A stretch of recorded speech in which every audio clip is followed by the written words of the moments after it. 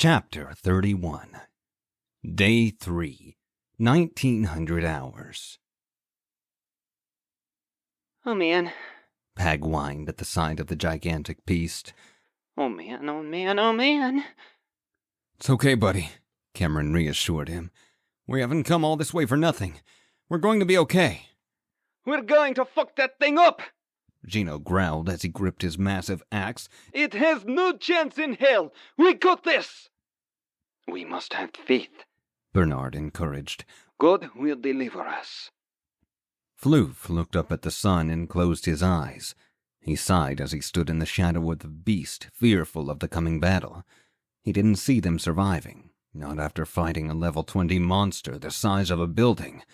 He sighed and looked to Cameron. It's time, everyone! Cameron shouted at everyone.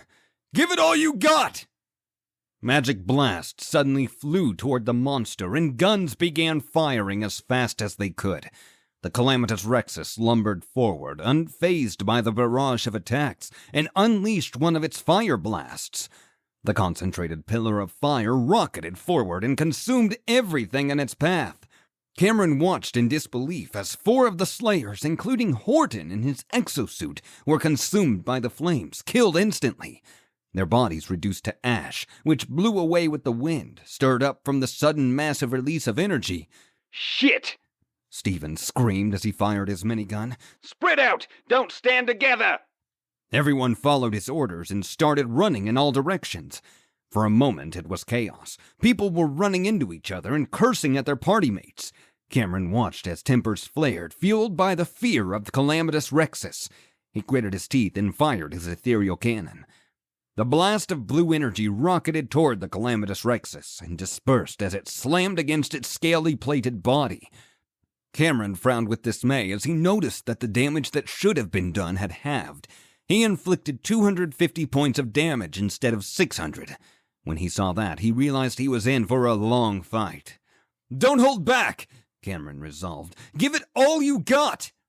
Andreas flew forward with his pteranodons. He screamed as he fired his minigun with one hand and an SMG with the other. Each bullet was doing about 10 points of damage, and he circled around the monster's shoulders, inflicting as much damage as he could. To his surprise, though, the monster grabbed him.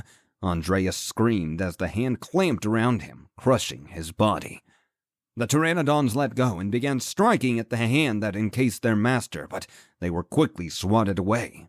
After only a moment, the monster took hold of the top half of Andreas, muffling his cries of pain. Finally, the beast ripped Andreas in half, exosuit and all, and tossed him aside. He was not knocked. He died instantly. God damn it! Cameron shouted as he hurled another fireball. We're dropping like flies! We need to hurt it more! The final standing non-exosuit builder had finished constructing his ballista. Cameron watched as he quickly loaded the weapon with the help of the only remaining Slayer aside from Stephen. Hurry! The builder shouted as he took hold of the ballista's lever. His partner finished loading the missile and nodded. Take this! The Slayer shouted as he took aim and fired. The bolt soared toward the calamitous Rexus and broke through one of the monster's scales, embedding itself in its flesh. The monster roared and turned its head in the direction of the ballista. Shit, run! Cameron shouted, but it was too late. The fire was already forming in the beast's mouth. Cameron launched himself out of the way, barely missing being reduced to ash by the column of intensely hot fire. Maria and Gino had made their way to the calamitous Rexus.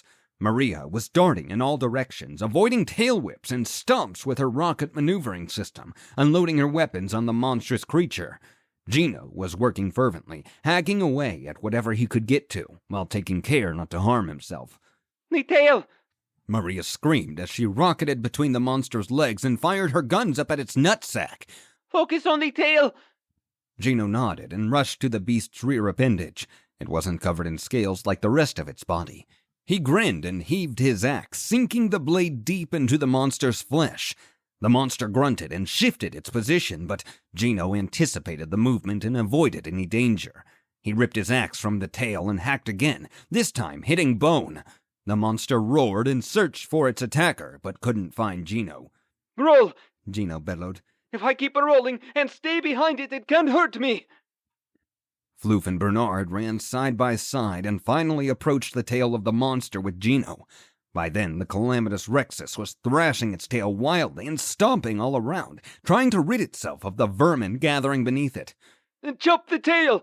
Gino yelled. Cut the fucker off! Floof and Bernard didn't hesitate. They focused all their energy in landing blows on the gash that Gino had created, resolute on ridding the monster of its dangerous tail. The bone was hard and barely chipped with each successful strike, but the warriors persevered. They were going to do their part no matter what. Pag hurled a fireball at the monster and then switched to his newly unlocked ethereal cannon. The Pteranodon fight had elevated him to level 14, and he quickly dumped his available nuts into ethereal cannon. He fired the spectral weapon and grimaced at the little damage that was done. God damn it! Pag growled, furious that the monster was resistant to his attacks. He's too strong. Keep your head up, kid! Cameron shouted as he threw another fireball. We've got this! You've got this! Pag gave an obligatory nod and winced at the sweat in his eyes. Are we really going to survive this, Cameron? Pag whined. Are we really going? Calm down and get your head on straight, man! Cameron shouted. We are going to get through this! Fuck! Stephen suddenly screamed. A wall went up in front of Cameron and himself, and suddenly a blue dome covered him as Stephen cast ethereal shelter. Cameron watched in horror as Pag's body was suddenly and violently immolated by the monster's fire breath attack. He screamed at the sight and reached for the boy, but Stephen pulled him back. Don't get stupid, mate! Stephen shouted. The kid's gone! No! Cameron bellowed. He could feel his rage growing. He was losing control. Not Pag! No! Get a hold of yourself, dickhead! Stephen screamed. I need you here! You can't lose control! You can't! Cameron fell to his knees and the pillar of fire suddenly faded. Between Stephen's wall, his ethereal shelter, and ethereal shield, they had been spared from the calamitous Rexus's attack. Cameron looked down at the pile of ruined steel, ash, and bone that was once Pag. The boy's crystal shined in the middle, and Cameron reached out and grabbed it. He stuck it in the crystal bag in his inventory and stood up. Die! Cameron growled as he simultaneously launched a fireball and fired his ethereal cannon. He charged forward, ignoring Stephen's insistence that he remain behind. It's almost off! Gino belted as he pulled his axe free from the bone that it was embedded in. Just a few more hits! Bernard and Floof darted around the tail, chopping as often as they could. Floof swung his sword and he felt the bone snap. Praise be! He shouted as he pulled his sword away. Rend the damned thing, Gino! Gino swung his axe and it passed through the beast's tail, relieving the calamitous Rexus of one of its most dangerous weapons. The trio cheered, but only for a moment. Floof, run! Bernard shouted, but it was too late. The old Somali man quickly held his ethereal shield upward, and a massive amount of force bore down on him. Floof looked up and gasped as he saw the underside of the monster's foot being held at bay only by Bernard in the integrity of his shield and exosuit. Go, Floof! Bernard groaned. Sweat dripped down his temples, and he gritted his teeth as he fought to keep the foot above them. Go, now! Bernard! Floof shouted as he backed himself clear of the monster's foot. He watched as Bernard's exosuit began to bend and groaned. Allah has made certain that I was here to save you, Mr. Floof. Bernard choked as the foot lowered a few inches. He was losing hold. His strength was draining rapidly. Run, Floof! He ordered. Make your life exactly what God wanted it to be. Resplendent! At that, the foot crushed Bernard, and Floof screamed. He began hacking at the appendage, but Gino took hold of him and pulled him back. Get back, Floof! Gino growled. Come on! Maria's assault continued. She was on the back of the monster, blasting away at one of its scales. She had not yet reached flesh, but she was working on it. If she were able to expose the creature's flesh, she and everyone else could do more damage. A scale cracked and chipped away. She reached out and tossed the broken pieces aside, finally revealing what she had been searching for. Time to die, you bastard! She gritted her teeth and pressed her minigun against the soft tissue. As she opened fire, she watched as she suddenly started to do 100, 200, 300 damage in succession. Yes! She screamed. It's working! The monster shook violently, and Maria lost her grip. She screamed as she fell to the ground, and her eyes went wide as she watched a new scale suddenly form, covering the one she had worked so hard to destroy. With a scowl, she got to her feet. Fuck you! She screamed as she fired at the calamitous Rexus. I hate you! Cameron drew closer and closer to the beast. He fumed as he ran and shouted all manner of curses at the monster. His goal was much like Maria's. He was going to get up close and blast the monster's scales off its body. As Cameron neared the calamitous Rexus, however, the monster suddenly knelt down and reached its arm out, taking hold of Cameron's body. Cameron screamed as the monster squeezed his body. He cried out in pain and pulled his arms free from the exosuit so that they didn't break. The monster lifted Cameron to eye level and stared at him for a moment. Cameron stared back and snarled at the beast. For a second, Cameron thought he saw humor in the monster's eyes, something he had not expected to see. None of it mattered, though, for the monster opened its mouth and thrust Cameron inside. No! Maria screamed. Cameron! She charged forward, blasting the beast, trying to destroy it. Her eyes filled with tears and her blood boiled as she fought tirelessly to save Cameron. Cameron quickly pulled his legs free from the exosuit just as the calamitous Rexus's teeth clamped down and through the metal. Cameron felt one of the teeth tear through his ankle, and he screamed in pain as he flopped into the monster's moist tongue. The foot broke free from Cameron's body, and he was suddenly immersed in wet darkness.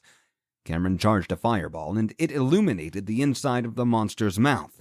He was surrounded by teeth, and a black-ribbed ceiling was above him. Though the pain was excruciating, Cameron realized that beyond that black ceiling was the monster's brain. Cameron aimed his ethereal cannon at the roof of the calamitous Rexus's mouth and fired. A wide gash opened up, and suddenly Cameron was tossed around wildly. A loud roar erupted from within the beast, and Cameron held on to one of the teeth to prevent himself from being launched onto the ground. As the shaking subsided a bit, Cameron reached out and pulled himself up through the gash he had created. There was little space for movement, and the area around him was dark and slippery. But Cameron pulled himself up into what he surmised was the creature's nasal cavity. He could smell something strange and chemical. It smelled like farts. Before him, Cameron saw 4 throbbing sacs with veins protruding outward. He realized those had to have housed whatever chemical caused the fire to come out of the monster's mouth. No, Cameron whispered as he realized what he had to do. I have to save Amanda. He also couldn't let the monster kill everyone else. Cameron made his decision and closed his eyes. A fireball formed in his hand, and he looked toward the sacks. I'm sorry, baby, Cameron sobbed as he held his hand out. Daddy loves you. Daddy loves all of you! At that, Cameron released the fireball, and his body and the monster's head were both suddenly consumed with fire. After only a few short moments, nothing remained of Cameron except a shining red crystal.